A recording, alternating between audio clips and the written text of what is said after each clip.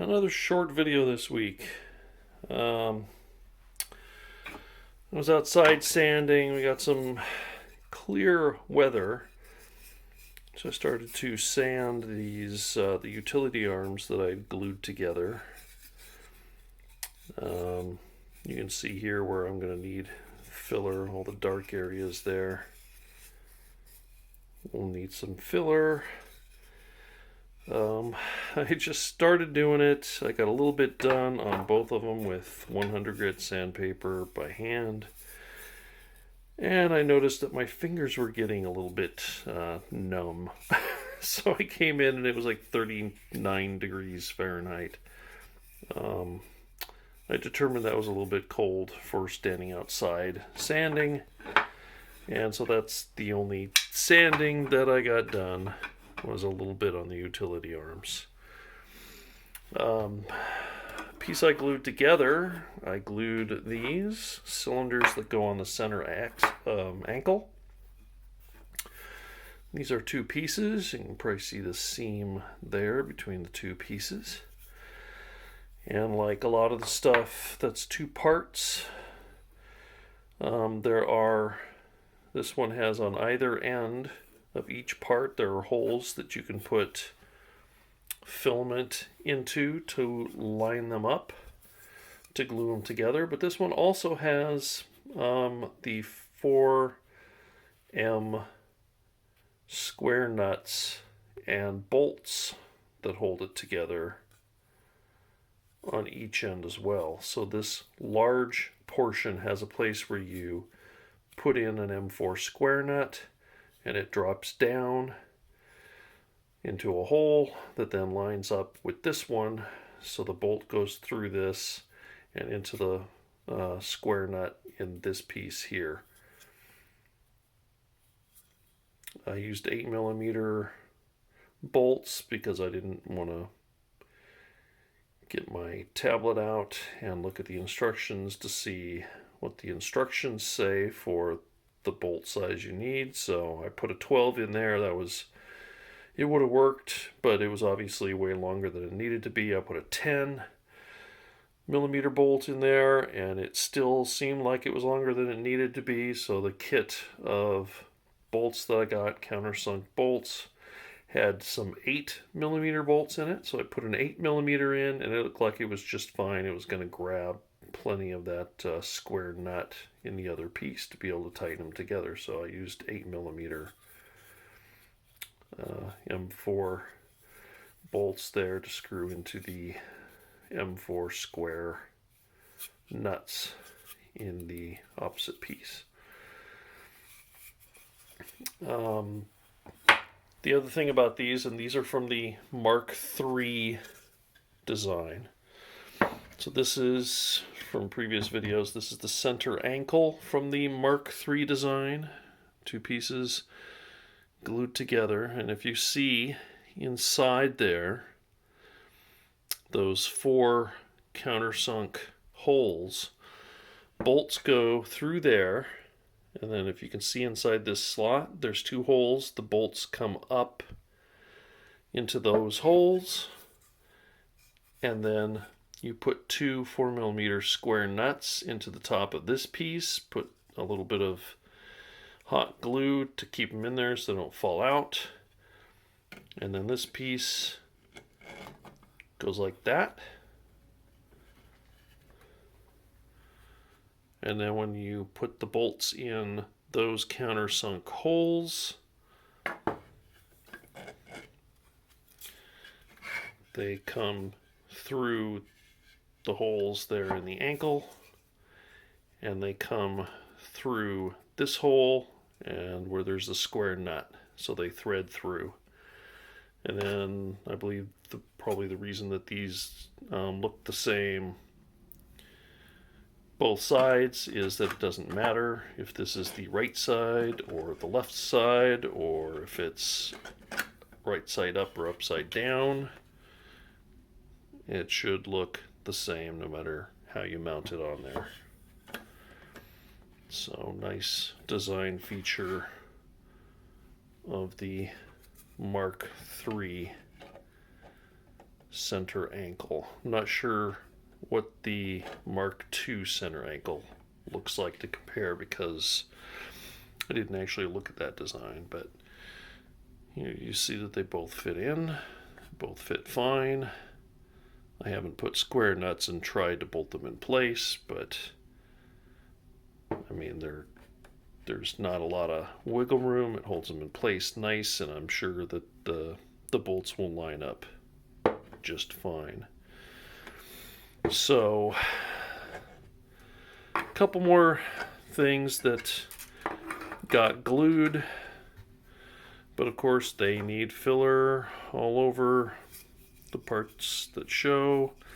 Sanded smooth. These are also different colors. There's a central stripe that's blue and the outer part is silver. So that's cylinders for the center ankle. And then the other thing I did on the legs, if you see here, there's an overhang here, and in my slicer program I made it put a support in this area so that as the print head's going across this distance to help it support it and keep it a nice straight, and not, because otherwise if you didn't, the filament might sag a bit down there, and so it would take a few passes of the print head until it finally got going to where it was a nice flat surface. I've read that it's not actually necessary. I went ahead and did it, but what I didn't pay attention to is there are holes. There's a hole in each side, and those holes are for locating and holding these on. These greebles. They have a hole like other pieces for alignment, and they line up with that hole in there. Now, this is not the same as the size filament. This is my standard 1.75 filament that my printer uses, and you can probably see that there's a lot of wiggle room there. So I thought I read that this is for filament or using a screw to hold it in place. So when I put the support in here, one thing I didn't pay attention is that the support filled this hole all the way through with support material, even though I only really wanted it for this, I don't know, is that 1/4 of an inch maybe, the area that's recessed that the hot end would have to go over and make a bridge. So to hollow it out, what I did yesterday is I took a drill bit about the size of filament and I put it in the hole, and then just kind of put my finger on the other side where it comes out, because it's at an angle. It's about an angle like this. And then just kind of estimated with the drill and drilled through. And none of the 4 holes that I drilled came out matching where the actual, I don't know if this is gonna focus enough to see, but none of the holes that I drilled lined up perfectly with where the original hole was, where it came out the back side. Now that shouldn't be that big of a deal, the angle that it's at, because all it is to help hold this in place. So you can glue it in there. You can use the filament through the hole and through the back of this piece to glue it in there, or you can use a bolt, and I think it's the size, might be the size of a small bolt, so you can put a bolt through this area, and it would come out and screw into the piece where that hole is. So even though I wasn't able to, make the hole come out at the exact same angle that it was designed for, I think that would still be okay, because it's a straight drill bit going through. So it's a straight hole. It's just not at the same up, down, left, right exit point as the original design was. The only issue is, how long of a bolt do you need to get through that plastic? Can you get it in there? Are you able to physically get it in there and start turning it so it starts going through this plastic? And that is the part that I'm not sure about. If my hole was on the outward side, that would give more room to get an Allen wrench or something in there. But I think mine might be closer to this side piece. So I'm not sure if the bolts, if they're so long that they would run into this piece, because they're coming at an angle like this. So it's not something I'm too concerned about. Worst case scenario, I should be able to just put a bunch of glue behind this part, and it should hold there. You'll never see the glue, and it should hold it fine, even without using that filament through the hole to help hold it in place. So I'm not concerned about that, but I thought I'd mention that if you've got a slicer program and you make this leg piece print with support to get this to print flatter, so you have to do less work sanding it smooth and using filler to get this nice and flat and level. See if you're blocking your hole that's in there for attaching this little greebly, because it might be blocked with your support material. Not a big deal, but thought I'd show that.